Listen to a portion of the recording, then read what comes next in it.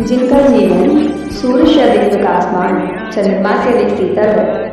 जिनकी वाणी कोयल से अधिक सुरीली और मयूर से अधिक मधुर है, जिनकी चर्या में तीर्थंकर महावीर की छवि है, जिनके चिंतन में आचार्य कुंद की झलक है, समन्वित स्वामी सी वीरता है, अकलंक स्वामी से तर्क है, आचार्य पूज्यपाद सी पूज्यता है, आचार्य रवि शैन सा माधुर्य, आचार्य वीर सैन सा सिद्धांत है, आचार्य विमल सागर शावात्सल्य, आचार्य विद्यासागर सी गंभीरता है और आचार्य विराट सागर सा अनुशासन है, जिनका सामिप्य शांत एवं निर्भय कर देता है,